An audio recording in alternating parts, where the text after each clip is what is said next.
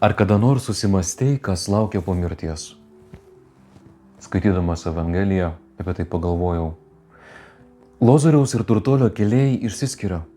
Lozorius priimtas į Abraomo glėbį, ten, kur patiriamos ramybės ir Dievo artumo džiaugsmas. Tuo tarpu su turtuoliu visiškai kitaip. Atsiduria kančioje. Vietoje be vilties, be šviesos. Prisiminkime ir įsivaizduokime situaciją. Turtuolis prašo bent lašelio vandens, bet buvo jau per vėlu. Dar daugiau. Jisai prisiminė savo brolius ir troško, kad jie būtų įspėti, kitaip sakant, išgelbėti. Ši Jėzaus palyginimo žinia yra labai aiški ir šiandien. Mūsų amžinasis likimas priklauso nuo to, kaip gyvename jau dabar.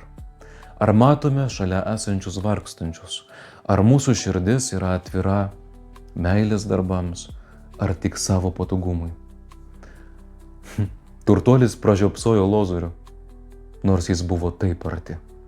Bet ar mes kartais pastebime, ar vis dėlto pražiopsome savo Lozorių, kuris yra taip arti? Palaimintos dienos.